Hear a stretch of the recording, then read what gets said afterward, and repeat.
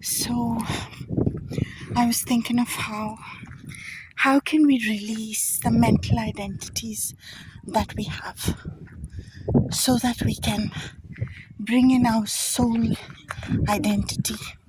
And the answer is by bringing our energy into the body. This is what opens us up, subconsciously even, to experiencing and releasing things that our soul wants to bring in.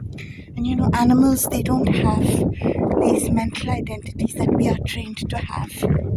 And they just do whatever they want, they manifest whatever they want. The life of an animal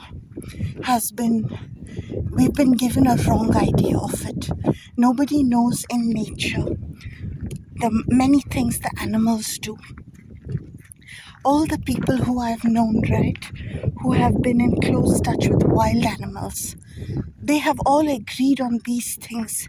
And I know them because from the time I was little, I was always interested in animals. All children are, naturally, all children, all humans at least, for sure. And all the stories they would tell me of the snake that was 1,000 years old. 1,000 years old. And that was a way of saying that nobody knew the snake's age. But since time immemorial, right, this snake every 10 years would wake up to feed. And the villagers would go and offer stuff to the snake for the snake to eat. And there's a village next to Bangalore in South India called Dasarahalli, which means the 10 years, every 10 years village. That's the name. And it's named after Dasara Havu, which is the every 10 years snake, because the snake eats every 10 years. And I knew somebody personally who was working at the quarry there and was there for one of those 10-year spectacles. This stuff is all completely hidden away by the thugs in the modern world. But the people I grew up with, my granddad, my dad, they used to talk about these animals. A lot of them were shapeshifters. Many of them were shapeshifters. And many animals have taken on human forms and actually gone abroad to be with the people that they loved. Like they took human form and actually were seen abroad. This thing my granddad used to tell me about. And they have got so many different kinds of manifestations that they take on. They are not limited. They do and they follow their heart. They do what they love. And this is the reality. And we have all those capabilities, but the thugs, right, they purposely restrict our manifestation into different frequencies with these fake mental identities. And they teach us from when we are little, right? They send us to school and start making us project our own identity. Project. This is your name, this is this is that, this is who you are, you're from this community. Even you're a girl, you're a boy. You don't need to be told these things. Whatever you are, you are. And you will manifest that without a problem. You don't need training to be who you are, right? But they train us, and that's actually programming. And all of that restricts us. So anyhow, what I'm saying is, the key to all of it is presence in the body. Embodiment, of course. But that's the magic of it. And I wanted to share with you, like this thing. There are many ways, right, to embodiment. But one of the ones that has really worked for me, right, is invoking animal spirits and carrying animal stuff on me has really helped me. There's a long tradition in Hinduism and maybe in other places as well, to invoke the great spirit of eagle, It's called Garuda in India. And great spirits of the animal world, of the animal kingdom, like Ganesha is elephant, Hanuman is the monkey, because these are all like shape-shifting souls of us. You know, the soul has all these different aspects within every human, right? The soul, right? The soul can take on a human form and any form, right? So this is all parts of us. And I have had like extreme support from animal spirits. Yeah, you know, when I have sought help from them and what I'm saying is come into their frequency. When you carry, right, something of an animal, there's the constant frequency support, just like a crystal.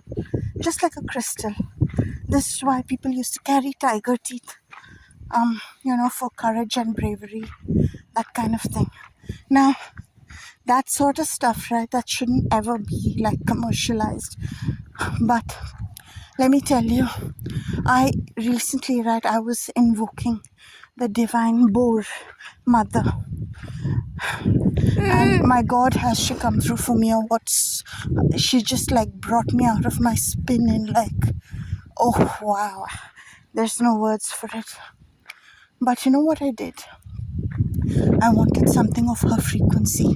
That frequency, right, of pure instinct. Pure instinct.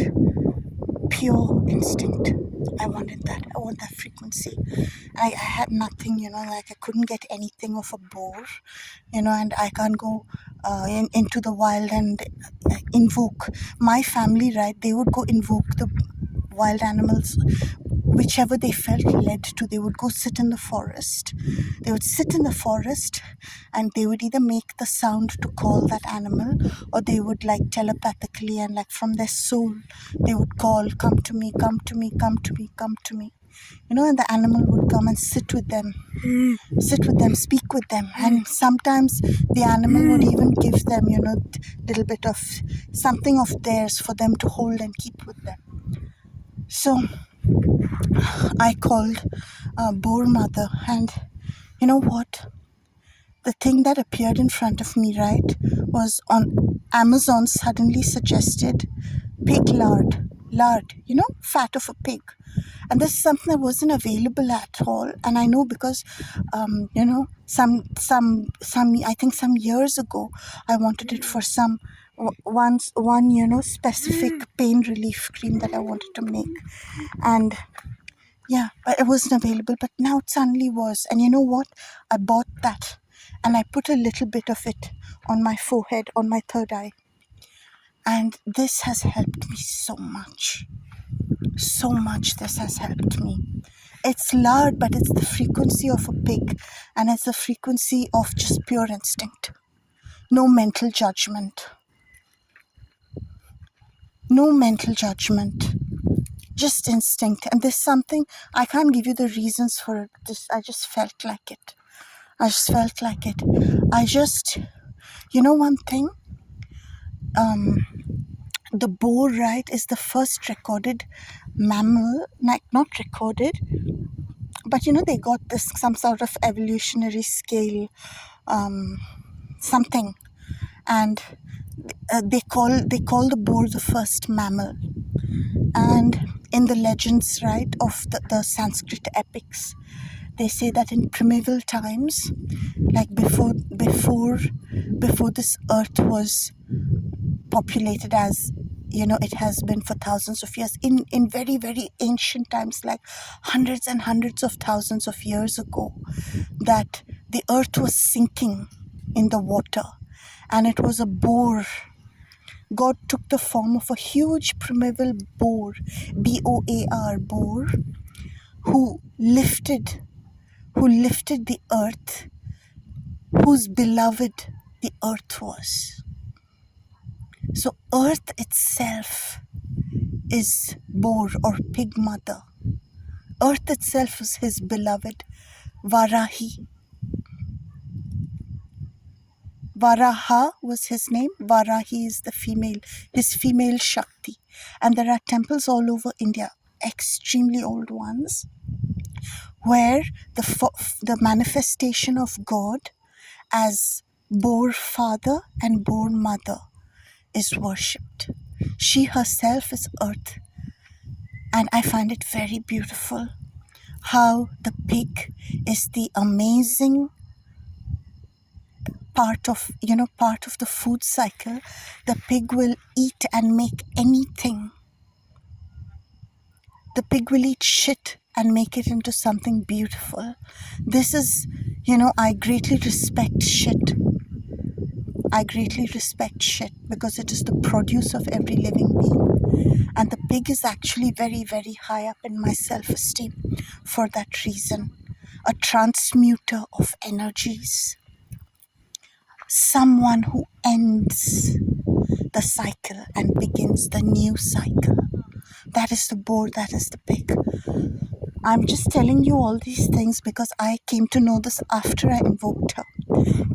There are temples in India, right, where people go to worship Varahi. And these temples are famous for breaking black magic. They're famous for breaking black magic. And that is because in the vibration of the boar or the pig, you end your mental identity. You end your mental identity. And you just be in pure instinct. So I just want to tell you that has been like, I'm not saying you should do the same thing. I'm just giving you an example. That's what came for me. And you might be called by a different animal spirit or many different ones. Many different ones have been helping me. I just wanted to share this one particular one.